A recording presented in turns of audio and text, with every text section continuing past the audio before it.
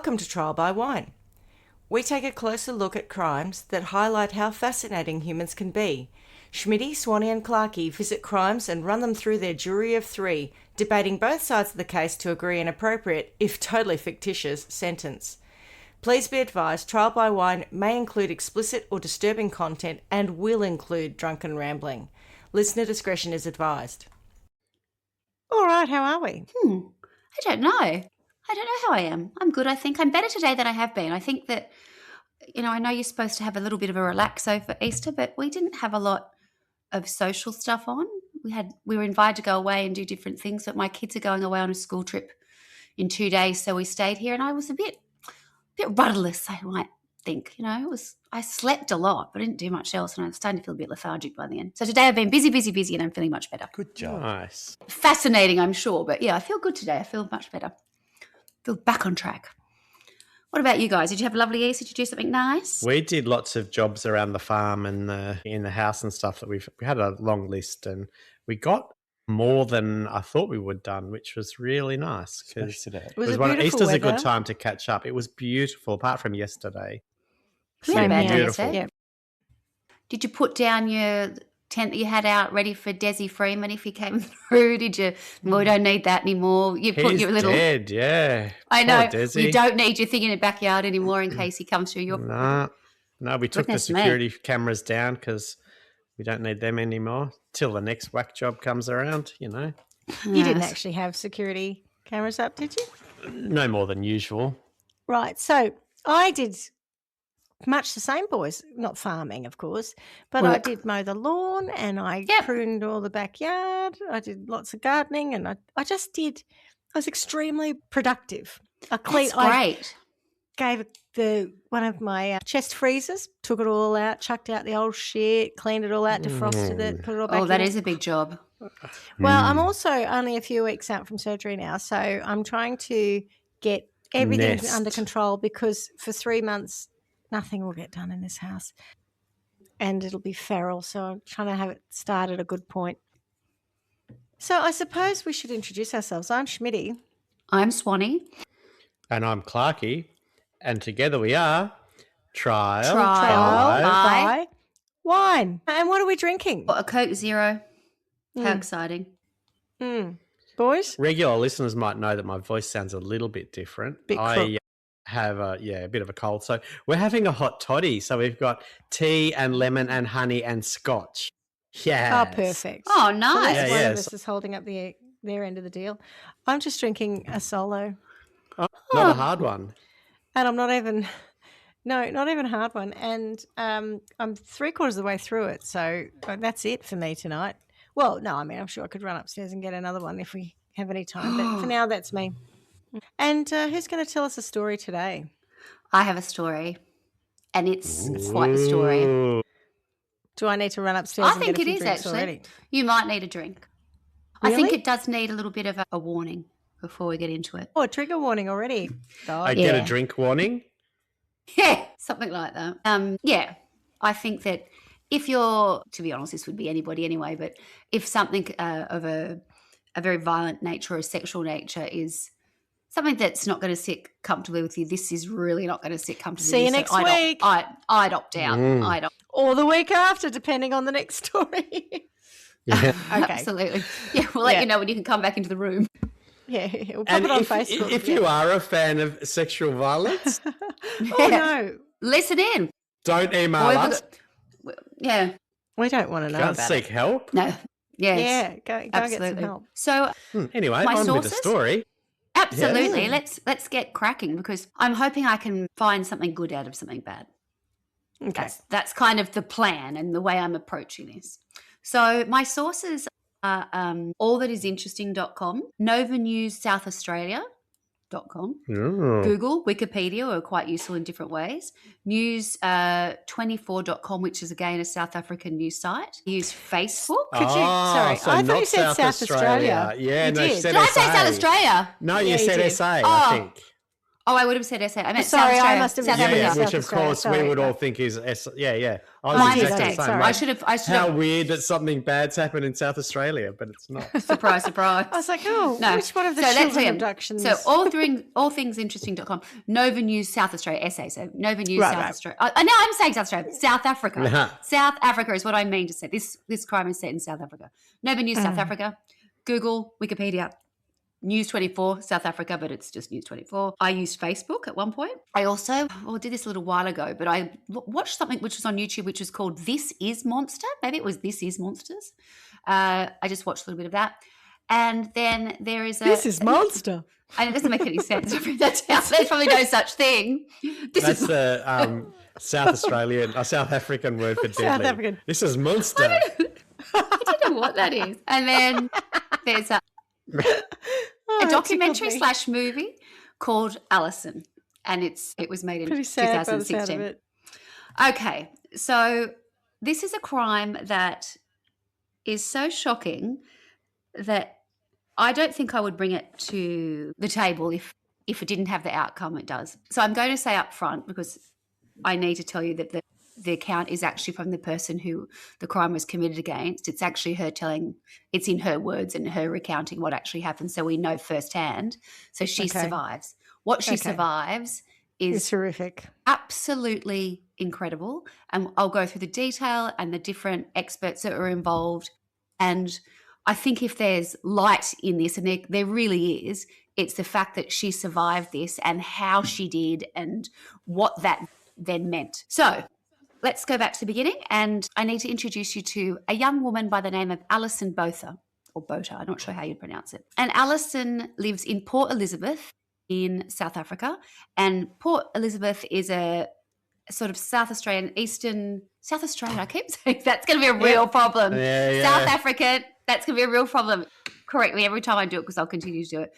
An Eastern Cape city, I guess, town. We need And a buzzer. You know, like if someone says an answer and it's wrong. Correct. God, you should have that. You should have that exclusively for my episodes when I call people by the wrong name, say the wrong place. You'd be forever on it. Yeah, it's an Eastern Cape sort of locality, and it's a coastal town, and it's about an 8-hour drive from Cape Town, and it's even further from Johannesburg. So it's kind of in the middle on the Eastern Cape. And Alison had grown up there, and she had actually been the head girl at Collegiate Girls School for Girls. So she had been head girl, and I think looking at photographs of her, she looked like a really fun, popular, well-liked girl. Like, she just looks so happy. And she said after school she didn't really know what she wanted to do, so she did what a lot of women at that time did. She did secretarial studies, so that would always be guaranteed to get you work. And so while she was doing that, she actually thought, I'm going to go and travel. So she actually traveled the world for 4 years. And upon returning home, her mum was like, I'm so glad you're back. It's so good to know that you're here and that you're safe. And there was a certain irony in that. And upon her return, she was an insurance broker, and she quite enjoyed her job, and she worked in an office with a group of great colleagues.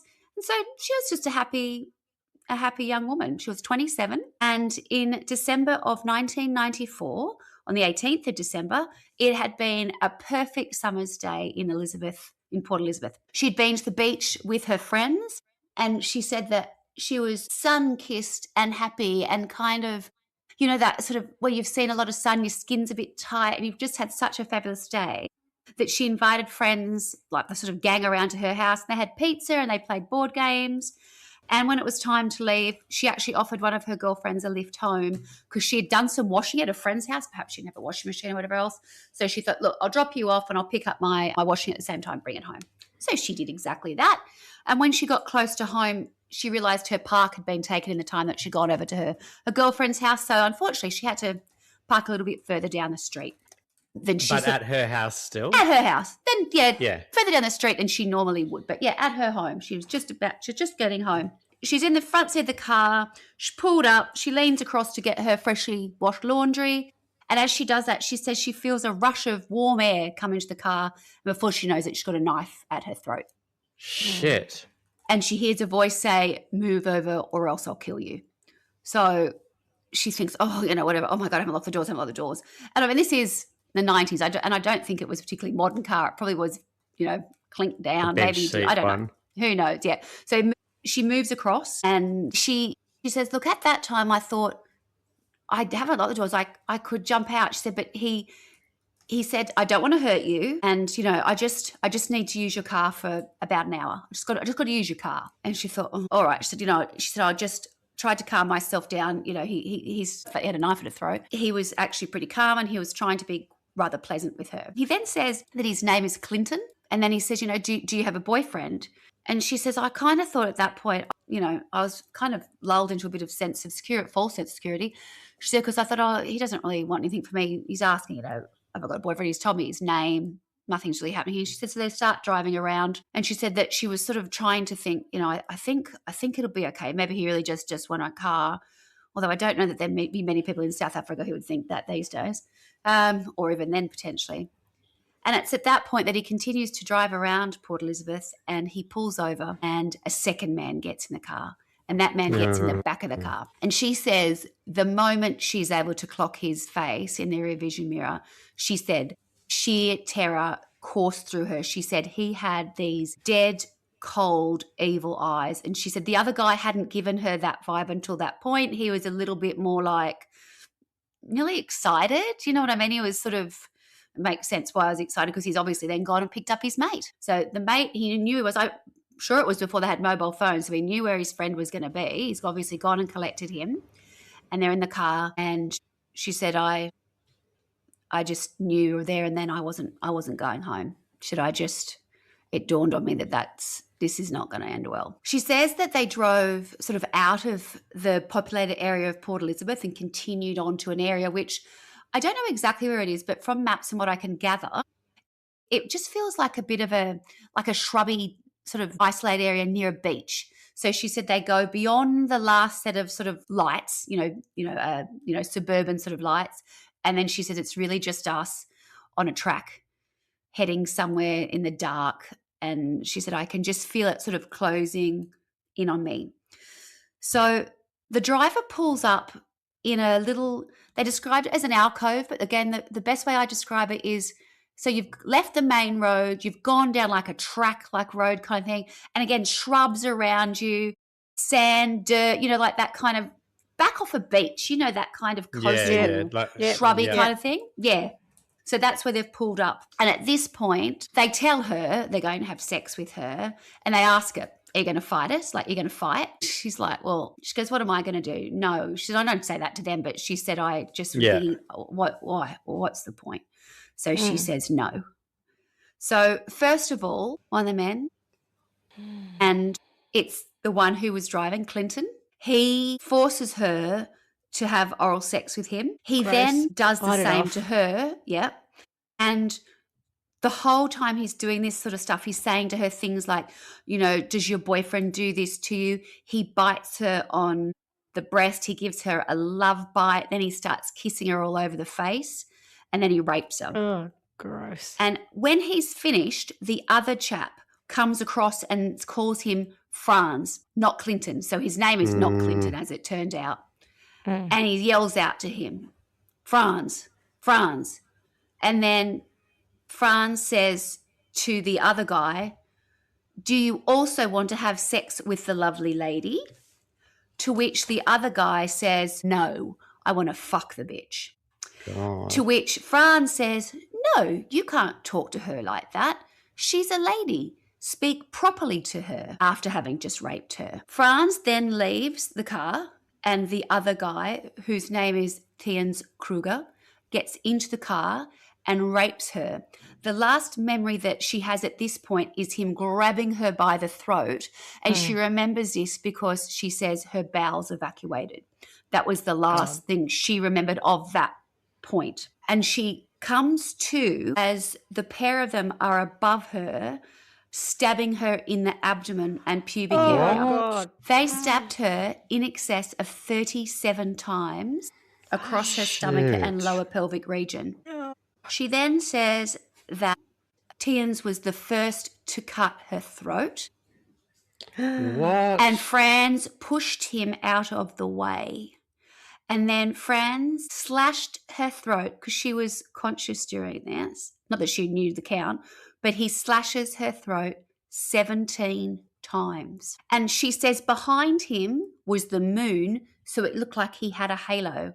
And she says that when this is happening, she's not necessarily in pain. She says, I know it's not a dream. I know it's happening.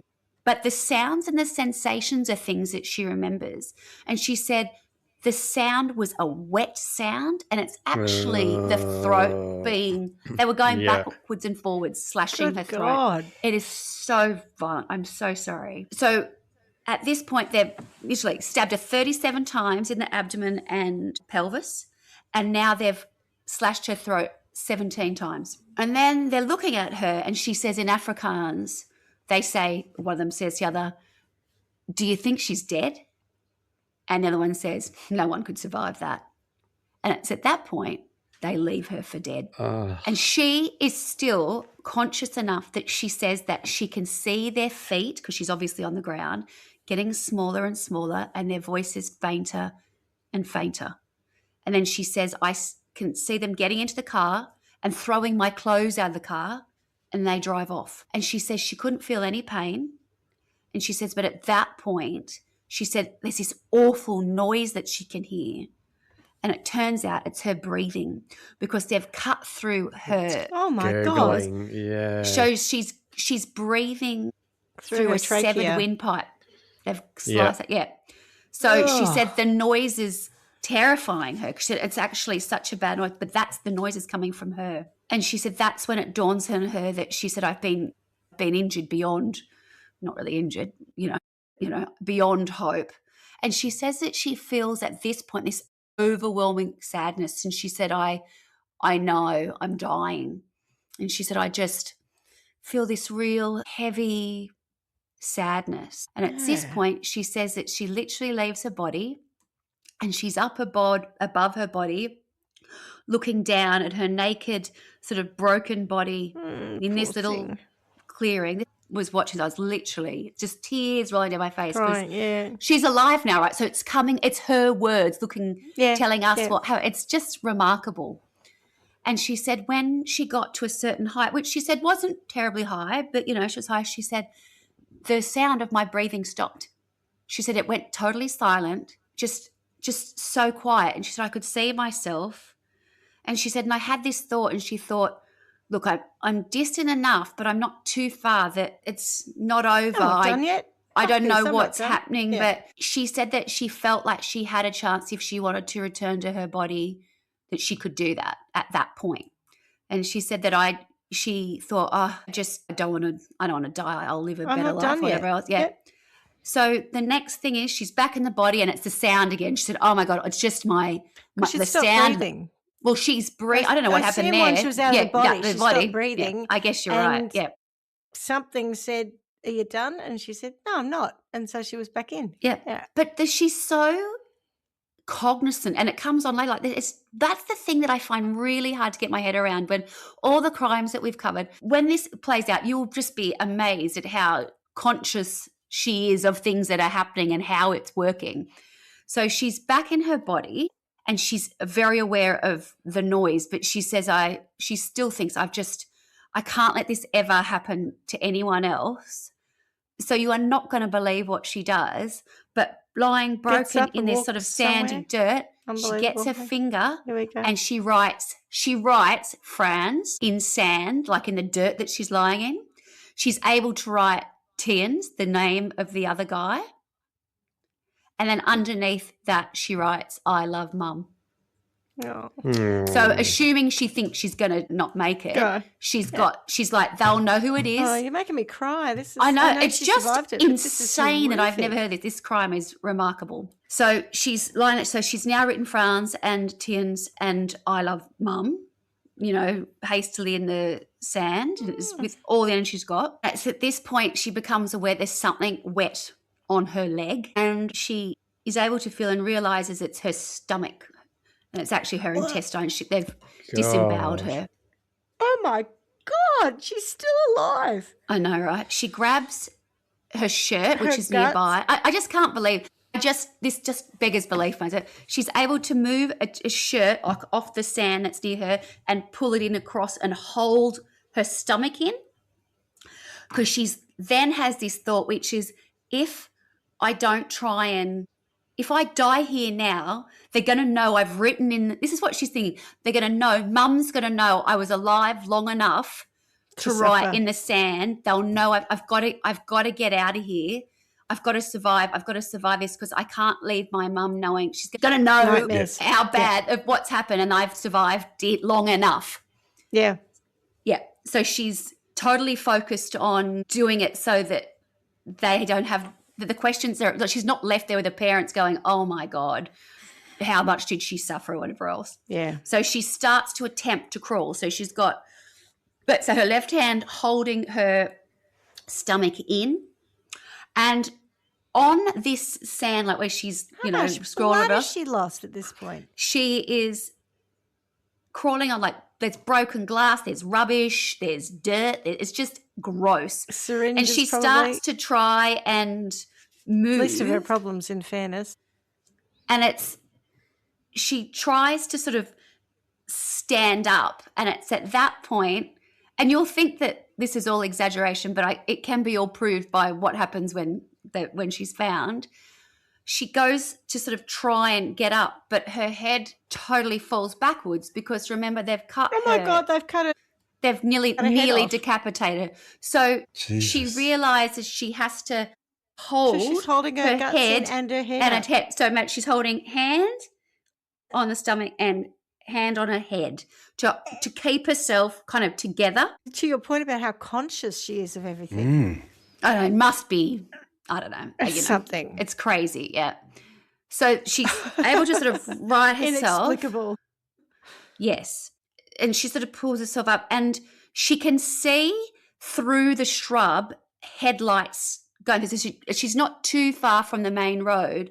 So she thinks, if I can just get to the main road, then anything, whatever, let's see what happens. Now, in the written stuff, they don't talk about this, but in the interview with her, she says she doesn't really know how she made it, however many meters it was from where she was to the side or to the road. She said it felt like she was being moved, because she said, I don't really remember that part. I remember the beginning and how hard that was, and I remember trying to stand up and kind of falling down and passing out, and then having to, pull myself together. And then how she got to the road is remarkable. Pull myself together. I've never heard anything she more gets literal. to the road, and she knows if she's got any chance of anyone finding her, she's got to get to the middle of the road and be on the white line. So she does. Do you remember when we did was it Mary Vincent who had her arms cut off by her assailant? And do you remember that one? The lady. Swanny does. She's all over it. Forearms with a machete or something. Oh, and God. she walked, had to hold them up, and she got out of a culvert, and the first people who came across her on the road were so terrified by this blood-soaked, armless woman that they drove off because they got a fright.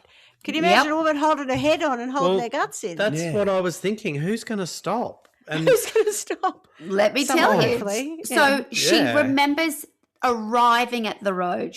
She does become aware, and she says, I get to the road, I collapse in the middle of the road, and she said, and I'm done. She says, I know, I have nothing left. The fight has gone. So whatever was propelling her to get to that point. Like adrenaline or whatever. Done. There's nothing left. Nothing left. And she's like, at that point, she's like, whatever happens, happens. I've got away from that. She's done everything that she can do. So while she's there, again, she's still conscious enough to know a car comes, and the car stops, and she says for a moment she thinks, oh, my God, what if it's Franz and Tans coming back to get me? Oh, and then she's like, I don't.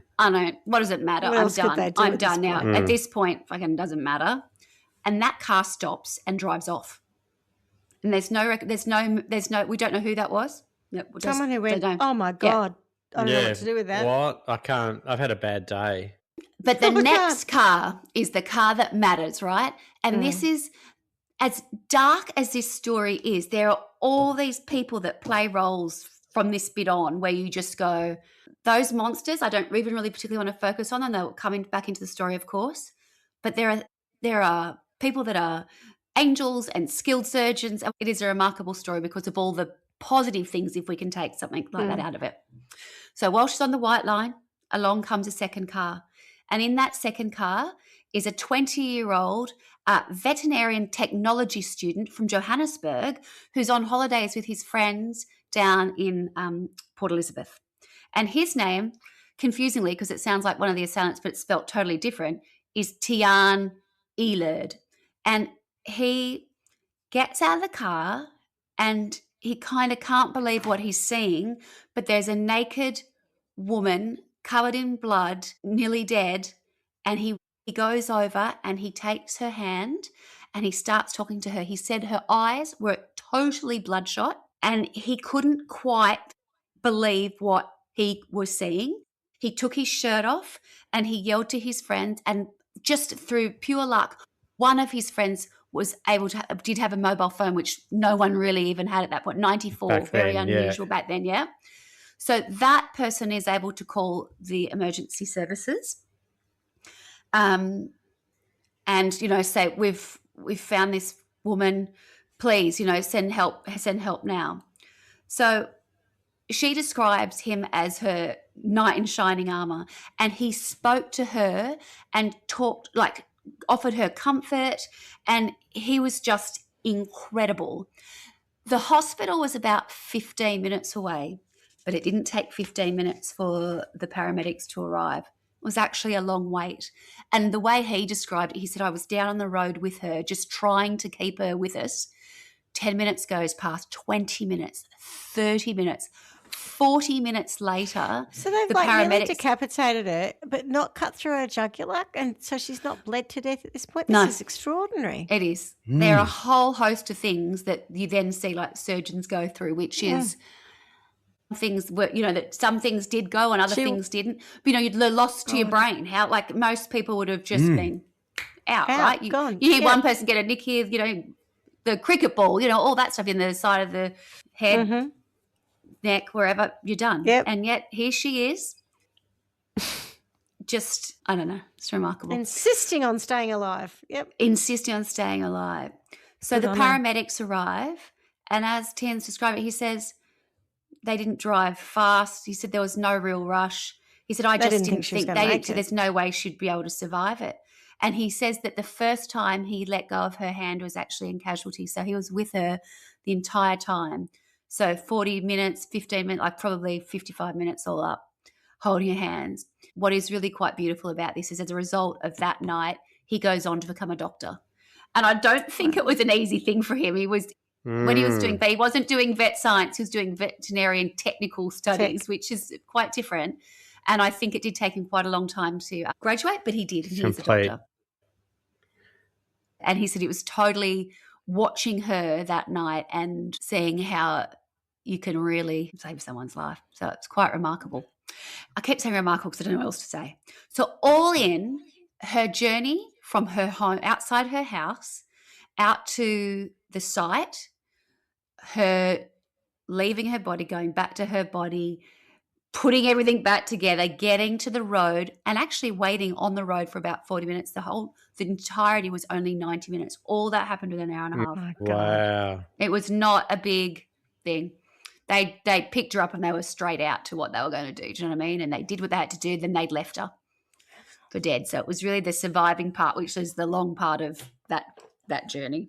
Alison arrives in intensive care, obviously critical care, I don't know what you want, emergency, in Port Elizabeth in South Africa. And the first person that I have seen being interviewed about this, and being interviewed many, many years later, is the anaesthetist who was there that night. And his name is Dr. David Common. Common? Yes, I think that's how to pronounce it. What you find with everybody who had anything to do with her, no one could believe the severity of the injuries and the fact that she was alive. So he described the horror of her injury, the brutality, the ferociousness, and the mindless destruction of a human. He said, I'm a man of science, and he said, I had never seen something like that, and I've never seen another human do something like that to another human. And he could not get his head around the fact that when he went in and he saw her throat, that's all he saw to start with, because she was covered with her sheet. And a younger doctor had taken him in, and he said it was the most horrendous neck injury he'd ever seen. and that she was actually lacerated from ear to ear. Her windpipe had been cut through, and she was actually breathing through a hole above her collarbone. That's how she was, that's where all the noise and that was coming from. And he said he wasn't even aware of what had happened to her abdomen. And so he's focusing on this. And then that's when the other doctor says, I need to show you something else. And he said, when they revealed her abdomen, he said the patient was completely disemboweled and that her entire intestines were contaminated with sand, charcoal. Yes. There were bits of glass in there Shit from where everywhere, she'd been crawling through the dirty sand. I thought that when you talk about the getting the shirt, and I thought, yeah. And he said it was very clear that it was very unlikely that she would ever have the privilege of being able to have children because they had done such enormous damage to her lower pelvis as well. So this is rather heavy going, isn't it? Yeah. It's a lot. So the general surgeon enough glass on call, who has a very Russian-sounding name, but was actually, well, he'd trained in Germany. So his name was Dr. Dmitry Angelov. And again, I've seen him be interviewed about Alison's time with him in theatre. And again, these very, very serious surgeons are unable to really grasp how she managed she's to alive. be alive when they get her on, and that she survives and does the way she does it. He says, I've seen a lot of things, but that injury made of striking severe cruelty is one doesn't see. You just don't see that. He said, I've seen, victims of crime. I've seen lots and lots of car accidents, things with, horrendous impact and whatever else. He said, but this was a level of cruelty that I'd never seen in all my years. And he said his first impression of, I guess it wasn't her first impression of her when she was conscious was he was standing outside looking through into her room through the window, and she was able to write her name and her mother's phone number. And they show the writing. So this is after she's been sort of stitched up, and they're putting a form in front of her, and she writes Alison and then gives them her mum's phone number. She has been incubated, I think it's called, when they have to put Intubated. Intubated, not incubated, intubated. And he says, I don't understand that. How's she conscious? Manage to write her name and her mum's phone number? But the original anaesthetist that I spoke about, he said that, and I don't know if Dr. Dimitri's still alive or whatever. I mean, this is, again, interviews that have happened, 20 years later. He said he cannot believe the incredible surgery and how meticulous and how caring Dr. Angelov was that night. He said his surgical techniques were like nothing I've ever seen. He said he cleaned and scrubbed and got every bit of debris. He said he was turning her, every part of her intestine, putting it back inside her. He said there was nothing was left undone. And he said, but the thing that was the hardest thing for him, he said, I can't find in my scientific brain, I can't find a scientific reason for some of the things, how she survived. For her survival. Really. Yeah. He said, he said, I normally am the person that says, when you say it was a miracle, he says, I tend to think it's a cop-out. He said, I think it's something that you can't explain. So it's easier to say, it's a miracle, it's a miracle. He said, but this totally challenged my scientific mind, and I can't tell you how this was, how she survived. I just don't know. And then not only survived, she wasn't in a coma. She was able to communicate with them. So you're not going to believe this. So this is all on the night that this has happened. The next morning, Dr. Common, the anaesthetist, says that he's made aware by the nurses that there are 2 police officers in the waiting room saying they're here because they're investigating a brutal rape. And this is when we meet Detective Melvin Humple. And again, another one of these people, such Melvin names, Humple. Melvin Humple, who just can't believe it. And they are just on board, right? This just galvanizes people in a way which is like, what have you done to this girl? This is just not on. And people just went, right, no, nothing's going to be too much. We're going to make this work. Now, as a result of what happens next, they're able to get the rapist very, very quickly. So the investigating officers.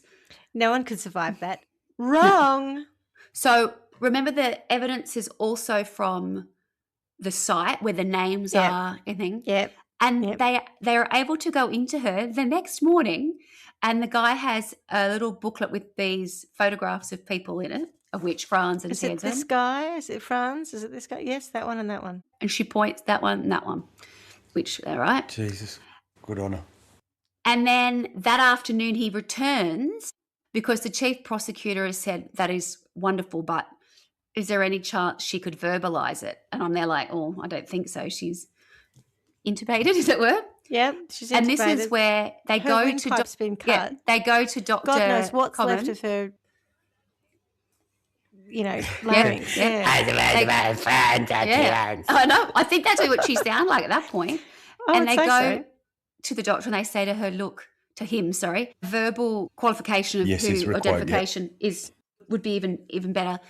So he goes to her and he says, I've got major concerns. He says, because if I disrupt that, I could disrupt Damage the more. trachea suture line where they've and he said, it's gone sort of through her vocal box to get to her lungs. Her larynx. That's it. Yeah. She writes, he tells her, pull it out, bastards. She writes, take it out. Oh my God. He takes it out. She speaks and she says, that's wonderful. My attackers were Franz and Tians. Now you can put it back in. I just can't believe it. You know what I mean? Have it. That's wonderful. Correct. So I will come on to beyond extraordinary. Whatever, but I know. So she stays in. She's moved from. Was there anything about her before this happened that indicated that she was this wildly self-directed and going to survive at all odds kind of person? Brazilian, so resilient. What? It's just a freakish story, right? So I'm going to cut it up. Sort of chop up. Pardon the pun. So what's the word I'm after? That's bad. So I'm going to move around a little bit here, but I'm going to move a little bit ahead here. So she survived. She's moved into a general ward. She's heavily injured and, for the rest of her life will be, and in enormous pain. But she has this incredible support from everyone who's ever known her and everybody who's never met her. South Africa is behind her, right? And with all of this swell, she's totally buoyant. So when she's released from hospital, she takes out an ad piece in the local newspaper as a thank you. And it's this beautiful piece. I'm not going to say, but the last line is, now let's hope I can read my writing again. I have life because of you beautiful people, and you have my heart. And she just becomes this sort of like darling where she's not angry. She just doesn't want them to be able to do it again. She's so focused on having them what's the word I'm after? Prosecuted. Put away. Persecuted. And her having her time in court that she's like, right, all guns are blazing. Let's do this. I'll do whatever it takes. So she suffers enormously through the next little bit before it gets to court because she has to give so much of herself constantly to ensure that the case is watertight. You wouldn't think she'd have to do anything, right? No. Look, it's all done, but it's they 94. Didn't want. There's probably not DNA and all that sort of stuff. They didn't want any loopholes. Any risk. Yep. Right. So what's happening with Franz and Tians? So the night that they commit the crime, they then go back to the flat where Franz lives with his wife and child. And when she identifies them, plus they've got the names and whatever else, they've both got prize. They've both raped women before, and they're both known. Well, the fact that they had a book and they were like, which one of these told me that they were already known for probably violent assault. There was enough evidence straight up. Verbal, written, the site itself, and her just saying this is who it is. So Franz du Toit and Tians Kruger are caught out. They're caught at this flat apartment, and it's said, and again, I've read this somewhere maybe once or twice, that they were preparing to do more. Like they really had a bit of a taste. They weren't done. They weren't done. This was on a bender. Because they'd said that with the other women that they had attacked, one was a pregnant woman and another woman that was raped happened to run downstairs, escape, and ran into like a police truck. So they had been caught out before and they were like, well, we can't let that happen. We will murder them from now on. That's how it ends. So they can't, we don't need people dobbing on us. Stop raping Surviving. people.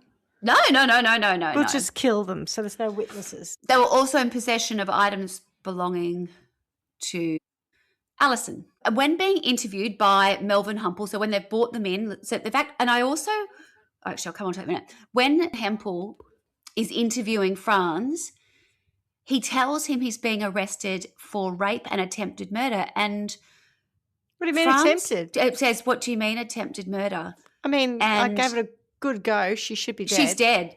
And Melvin says, she's alive. And he says, I've never seen a hardened criminal look like they could be knocked over by a feather. He said he was in a state of shock. And he said, well, nothing I can hide from you because she's going to tell you everything. And then he goes to his hand and he pulls a ring off and he goes, that's hers. And he had one of Alison's rings on. And Melvin says it was still covered in her blood. In blood. Oh, my God. What an dirty fucker. It's disgusting. And he says, I asked him, why? Why do you leave your wife and child to go out and rape and murder women? Why? No answer to that. And then later I see the prosecutor for the case being interviewed, and she talks about what it's like to drive past that flat. She said, I drive past those flats all the time. And she says, I still cannot believe that when they were caught, it was the next morning, they had the bloody knife at the breakfast table. They're just monsters, What? Yeah. Feral. Yeah. Really feral. Now, when I looked into this case, what I found really interesting was I thought there was going to be this whole backstory about how they'd had these horrendous lives, what they'd had. There's really nothing there. You can look up their names and it just comes back to this and what happened and what happens next. And I'm okay with that because, to be honest, there's enough positives for me to focus on in this story to try and get us out of this, hole I've dug for us, which is just horrendous, that I don't need to know. I've seen photos of them and they are not, oh God, you just wouldn't wish it. You don't want to hear some horrendous. sob story of how hard their life's been that's made them do that. Yeah, I just don't care. I mean, one of them's got a wife. I don't know I think it was wife and child. I don't know. What then becomes apparent is that, hang on, I might used to be here. Melvin says, I have to make sure they're going to plead guilty, and that's great. There's no reason why they shouldn't. But he says, you can only prosecute on what you supply. He says, so I need to supply everything. I'm going to go over and above. I'm going to make sure that if there's any evidence that I can show, I'm going to find it. Even if you think you don't need it, if I put it out there, they're going to have to see it and they're going to have to use it. So he really, knuckles down.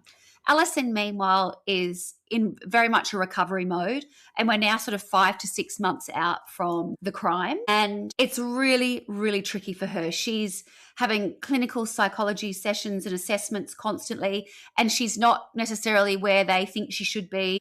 She's saying, I'm being told that I should be, there's a pendulum of trauma that'll swing from, good from grief to sorrow to hatred to anger. And she said they really wanted me to be at anger with them. And she said at the end, I was just getting angry with the psych. She said, because I was just having to give so much of myself, which I was happy to do because I needed them to be, put away. But she said, what you've got to remember is, she said, I had an open wound, and my most private part. She said, I would have to go to like a police, the police officer. A lot of it was with Melvin and, his team or whatever else, to show the recovery, to show how, how awful this wound was. She said it was an open wound still. And Melvin says what she went through was remarkable. And he said she knew we were doing it for her. We were doing it. We knew we were doing it for her. He said we were all on the same page in that respect. He said, but that doesn't negate the fact that, you've got a young woman having to take her pants down in front of policemen, having her pubic hair pulled and, photographs taken. He said it was just so invasive that, I just really feel for her. She was remarkable from the beginning, the whole way through. She had so much asked of her the whole time. Okay. They also found that they had to do a first in South Africa, which was she was expected to go in front of an identification parade and point out, she was supposed to touch on the shoulder who had raped her.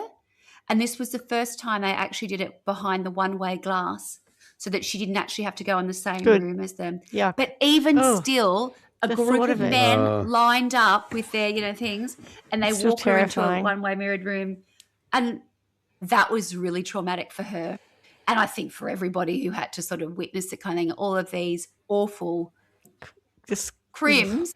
And then the really bad, and of course she knew exactly who they were straight off. She had seen enough of them and knew exactly who they were. Thank goodness that there was no sort of question mark there. The next thing which I found to be interesting was Frans du Toit decides that, you know what, I think I might have a problem. And the fact is, I think I'm possessed. I'm a Satanist.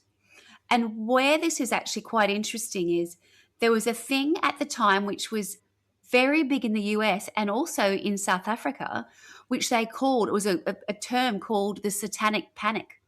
And I don't know if it rings any bells with you, but there was a couple of things going on.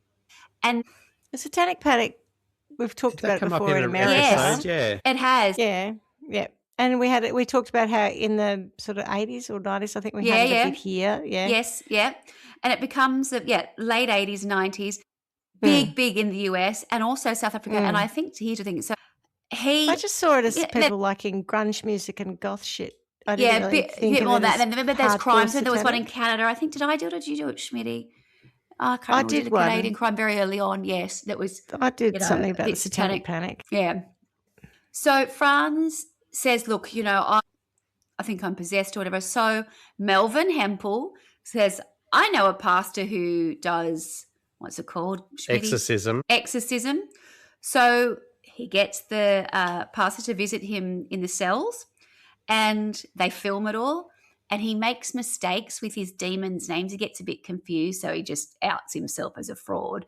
He says at one point he's talking about that he's incubus, then he's succubus, and he just doesn't quite know what he's talking about. So he doesn't know his incubus from his succubus. He doesn't know his shit. Doesn't know what a real possessed man would say. No. So they're able to sort of dispel that, and they deal with it, and they're like, rightio, let's not play games.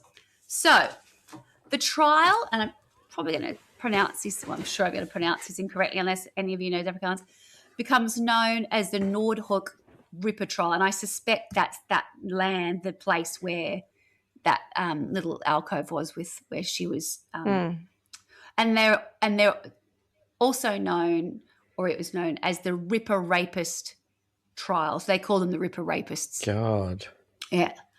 Well, we'll just call it Alison Botha, I think. That'll be better. Versus... Yeah. So what is it? The Crown versus du Toit and whatever the other dickhead's name is. Kruger. Yeah. Kruger. Yeah. But they don't really pronounce it like that. And of course I can't do a South African accent. I won't do that. Kruger. Yes, it is more like that, yes. Yeah, Kruger. So they go to court and the judge is Judge Chris Jansen, and he says that throughout the trial he said that they're clearly trying to intimidate me. He said, they would stare at me. And he said, and then we did the whole Satanist thing that comes up again with Frans is trying to, suggest that he's possessed by the devil and there's all that sort of stuff going on. He's like, I just wasn't having it. At the same time, Melvin Hempel says to both of them, I'm not going to handcuff you. I'm not going to handcuff you when we go into trial. Test me, shoot them if they did anything. He said, I'll do it in a second. So he said they were never in handcuffs. He said, because I just was waiting for the opportunity. I just wanted one. He said, I don't like shooting. He goes, I'm not a hunter. I don't know anything. He said, but I would have shot those two. He said, given the chance. He said, I just would have given them. And he said, he said, they were never in handcuffs. You'll find if you go back and look at anything, they were never in handcuffs. Because they were always under threat of killing them. Yeah. I'm surprised they didn't to get shot to get out of it, actually. It'll be your last. That surprises me. It'll be your last. Yes. So Judge Chris Jansen says that the death sentence was not an option. And he says, on reflection, he says, then and now, he said, I still think about it a lot. And he said, if it was, he said, I would have seriously considered imposing it. And he said, they were not the kind of people who looked like they were remorseful or rehabilitated. Yeah. Yeah. He couldn't rehabilitate them. They were He also, psychopaths. when he sentences them, he says that, one of them has 2 rapes, one of them has 1 previous rape, one has 2 previous rapes. No remorse at all. And so he puts a note on their file when he sentenced them to life in prison. And there's a note that suggests that they never be released. And he said, there's not much more than that I can do. But he said that I had special notes for them just saying, I don't know that these people ever need to be. Does South Africa not have a whole life order? I don't think so. Okay. Oh, come on. There's more to that. So in terms of Alison on trial, she was incredible, of course. And, she's up there and the scar around her neck.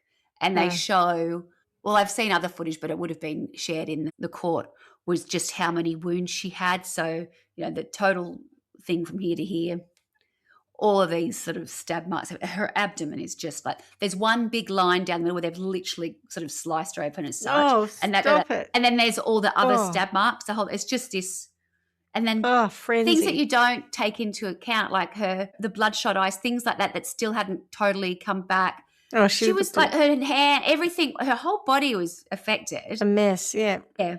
But, when you look at her on the stand, she looks remarkably well because you can't really see what's going on inside. And I guess it's as good a time as anyway. So in one of the documentaries I've seen, Dr.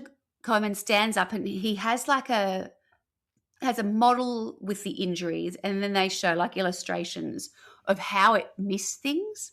So to your point, things like the jugular got a muscle. That's why her neck went back, right? Yeah, that went. But then the blood vessels and things that were going to her brain, some of it missed. So she didn't end up with brain damage or didn't die immediately. Like there's something that just would have been gone like that.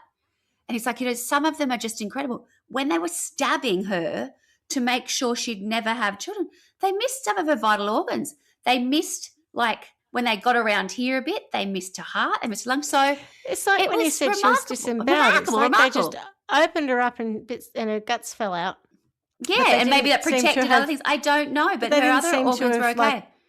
Like was it a kidney or a liver? Yes. Exactly. Like it was all there, but just sort of hanging out kind of thing. It doesn't really make sense in many respects, but that's to your point, which is, hang on, how is that the case where you're saying she's nearly decapitated, yet, how come her brain's okay? How come that all still worked? How could she have been conscious? And it's because everything just got missed that needed to be missed. So in August 1995, they're sentenced to life in prison. Alison said the whole courtroom drama for her, she said in many respects it was just like watching a TV.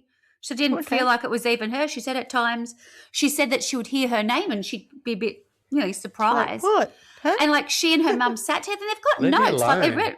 It was a bit like that where they'd be writing, is he serious or are they for real? And the next thing they're talking about what they're having for lunch. She said it's weird how your brain works. A lot of it I just dissociate. Yeah.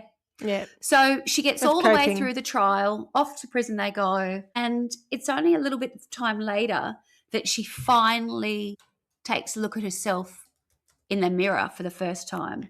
Oh. And that sets off a quite negative season for her, and she falls into a deep depression. And for someone who was so vitally alive and, so friendly and whatever else, she said, I stopped going to work. And she said, it wasn't even that I stopped going to work. She said, I didn't care enough to even call them to tell that I wasn't going to work. She said, I wasn't angry or upset. She goes, I just didn't care. She said, I just didn't care. And I often hear people talk about what that real depression is. It's the lack of, just don't care. Just don't care. And, it was only through spending a little bit of time at that very low point that she was able to sort of have a bit of a wake-up call and thought, you know what? You chose this. You wanted to come back and you're giving all this power to France and Tians. Wake up. And it's around this time that she receives an invite from the Rotary Club, which, of course, my father was a very proud member of. Tony's a Rotarian. They asked her to come and speak. In fact, he's at Rotary tonight. Yeah. Well, there you go. My dad was a Rotary member. That's very nice. And really, that is what changes everything, and it sets her off on another course entirely, where this one public speaking engagement, she said I was terrible at that. I was like, well, I'm not sure if you were terrible if you're head girl, but anyway, let's see. And all of a sudden she says, I go from being this victim to someone who can heal through creating a new business because I have a cause that I can talk to people about. Anyway, so she becomes a motivational speaker, and before she knows it, she's traveling around the world. She goes to 35 different countries and she's a motivational speaker and she looks phenomenal. She's got, fabulous little business suit on, very attractive, seeing the world, going and inspiring people with her story of resilience. And you think, you're having a bad day, I think I can probably... She said it helped me hugely with my pain management, all of the things. All of that stuff was still there. She said, I'm in pain every day of my life. But it gave her a focus and some more good sort of will that had come out of this. So whilst that's happening, the documentary, they called it a movie. It's more of a documentary that I saw was made in 2016. And that the question of parole comes up because she is terrified and she talks openly about, this is my biggest fear. And she said, I've had a woman in the US, this is back in 2016, get in touch with me to say her daughter is currently the fiance of Frans du Toit. I need help. Alison is furious. She said, these guys have social media accounts. So from in jail, that's that thing, where we've seen this so many times where they find people on the outside who help them or who always fall in love with them. Yeah. For God's sake. Yeah. And she said, I'm being approached by someone else to help with him. So she's destroyed by that. She's really angry and very scared. And she's like, my worst case scenario is that they're allowed out. Released. Yeah. In 2016, when this documentary is being made,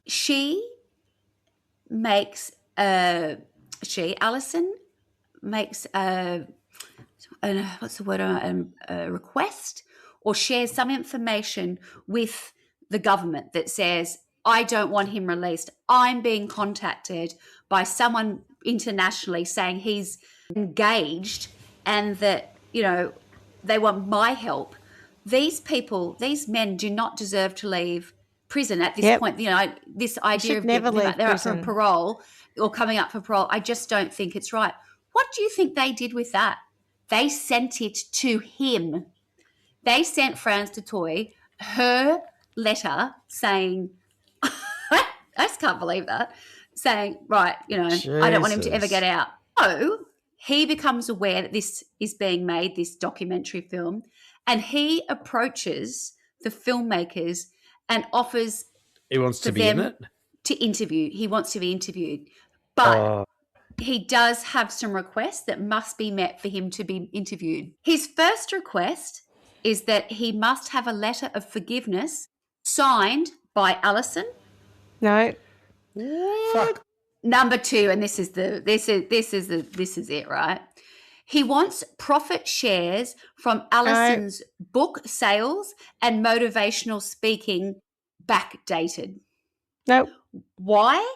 Because Frans believes that what he did to Alison is the only reason for her success story. So that interview, thankfully, was declined. That is just a sign of how psychopathic and horrendous this individual is, and complete lack of any remorse whatsoever. Right. What an animal. I have some lovely news, and the lovely news is that the miracles were she went on to have 2 sons. She wasn't supposed to, and she carried 2 healthy boys through healthy pregnancies. Wow. And she said, look, the marriage didn't last. She said, but I have these 2 beautiful boys. And she said, no one thought I could or would. She said it was not even really discussed.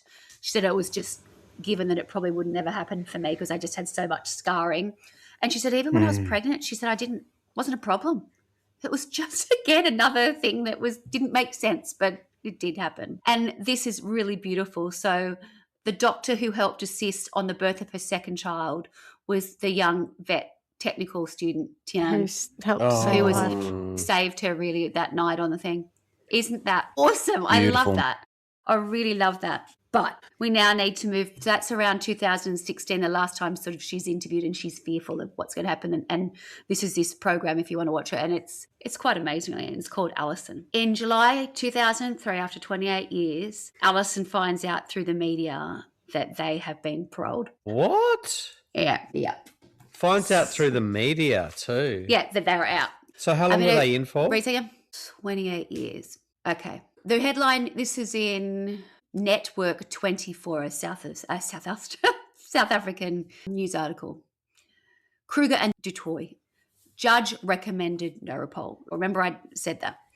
With the release of her two attackers, Alison Botha, now 55, feels disillusioned and terrified, not only for herself but also for others in society, now that her attackers, Tiens Kruger and Frans Dutoy, are now no longer behind bars after almost 3 decades. Let me guess, they didn't rape a single person in jail.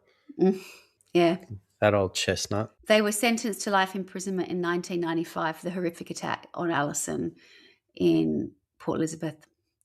Botha's name is now known internationally as the victim who miraculously survived in December 1994 after being raped by 2 men, stabbed 37 times in the stomach and having her throat cut 17 times. She was hijacked on the night in question and taken to a deserted area along the city's coastline, where they left her for dead with gaping stab wounds to her stomach and neck. She managed to drag herself to the road where a passing motorist, Tianella, came across her and called for help. So after all that, they are released, and I think there's a bit of an outcry when this happens in South Africa. She never received any information or reasons as to why their parole conditions were to find themselves being released. And so that is in July of 2023. And after they are unexpectedly released, she then goes on to have a really, really tough year. Like, she starts to suffer from depression again. And she said, look, I have really bad headaches often. One of the things relates to the muscle that connects her head here. A neck. Imagine if that's been like, imagine if you've kind of been totally short. Yeah. She said, so I often have headaches. It's no big surprise. But she said, I did wake up one morning and she has a horrendous headache. And she said, but I kind of just think it's just the usual. And it's only later that a son finds her collapsed in their home. And it's at that point that they go in and find out that she's actually had a burst aneurysm. So she lost her vision. So this is in 2024, I think this happens. And she lost her vision. She couldn't speak. She couldn't turn over. And she has multiple brain surgeries. And she does go into rehab and she does survive. And the wonderful news is that on the 4th of February last year, 2025, they had their parole cancelled and they were returned to prison for their life. And I can read that too as well. The parole of Frans Dutoy and Tiens Kruger, who were convicted of her attack in 1997, has been revoked. The Minister of Correctional Services, Dr. Peter Groenewald, cancelled the parole earlier this year. In a statement on the 4th of February, he said, this decision was made in accordance with the Correctional Services Act, which empowers the Minister to cancel parole for individuals sentenced to life imprisonment. The Minister's primary consideration is the imperative of protecting and securing the community, particularly in instances where acts of violence against women and children have been committed. So they are back inside. So, Swanny, they were out for about 2 years, is that right? Quite a while, yeah, actually. Yeah, you're probably right. And didn't... I don't know anything about that. It wasn't something that they did that put them back in. It was the public outcry. No, I have no optics on anything that happened in that time in relation to them. It was just, I don't know where they were or what they were doing. But, they were not inside. And yeah, but they didn't go and commit a crime. No, not that I'm aware of, no. They didn't break parole or whatever it's called. No, it wasn't related to that. It was just a general outcry from obviously lots of different people. And I can't really find anything on where Alison's at the moment. I think she's probably still in recovery. But there's nothing terribly current that I can find or could find last week. That in relation to would be horrendous to have them get out and be living in fear for I would not. Especially after some dickhead sent you, please don't let them out letter to them. Yes. But also she was taken from her house effectively. Yeah. Initially. So, there's nowhere safe. She'd be terrified everywhere she is. The whole community would be as well, like everyone. Matt, you don't need that. Yeah. I mean, they're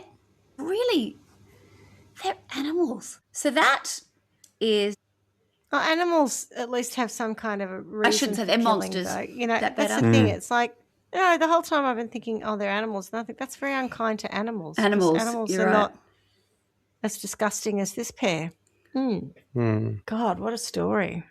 It's a cracker, isn't it? Oh my God, it was just such...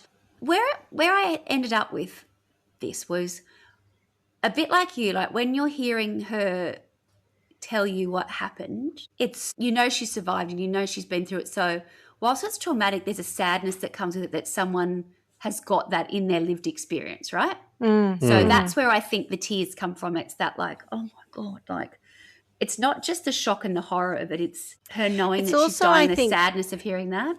Yeah, and I think sometimes I try to comfort myself that a victim has died without really realising what's happening to them and hasn't suffered. But in this case, because she survives it, but also because of her mental clarity throughout the whole thing, there's no question that she experienced every moment of that.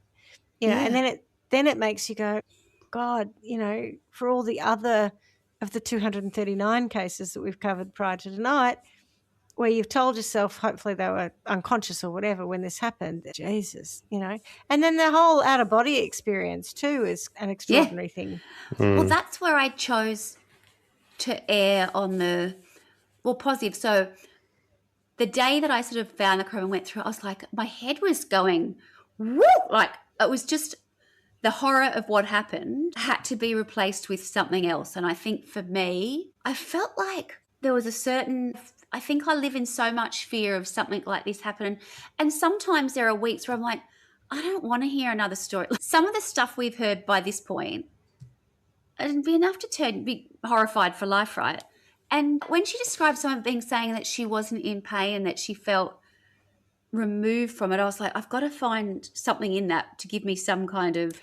Well, there is a physiological thing, apparently. Your body does protect you. Like when you cut your hand off or cut a finger off or something, people will say it didn't actually hurt. And there's something about the body protecting itself or the mind protecting itself by people not having a memory of being in pain at the time.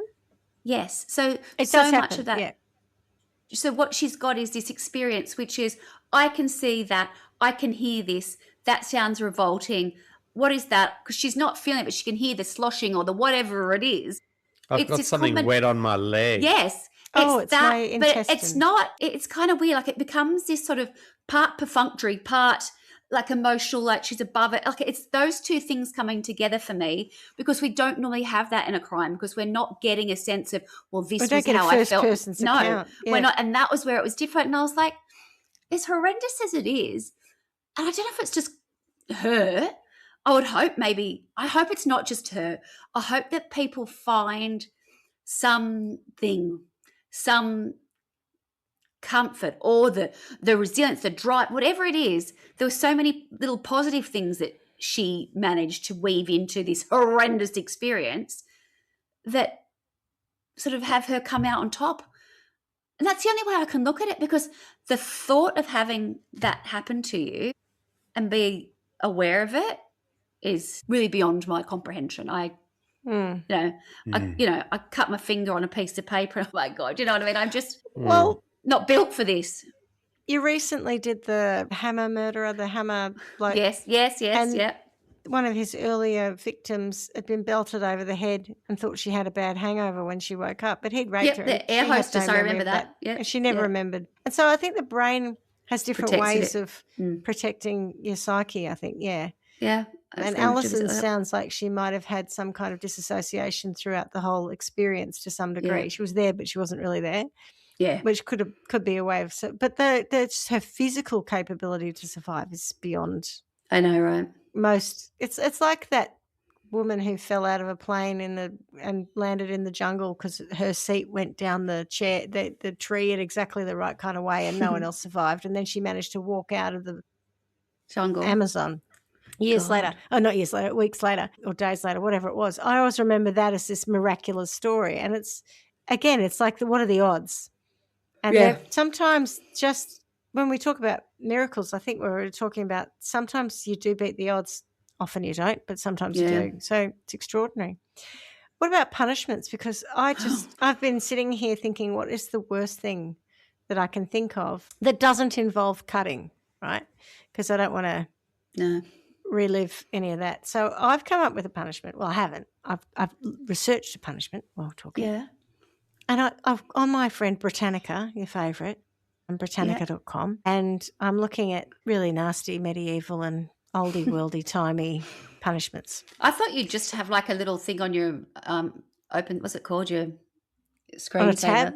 Like you just go straight to because you use it so often. It's like I don't, but I'm just like, oh look, this is bad. So I'm going to go for scaphism. I don't know if I'm saying that correctly. Apparently, it's nothing I've ever heard of. One of the worst and most painful skin-crawling methods of torture. And it was described by the Greeks as a punishment used by the Persians, which somehow feels also on point at the moment.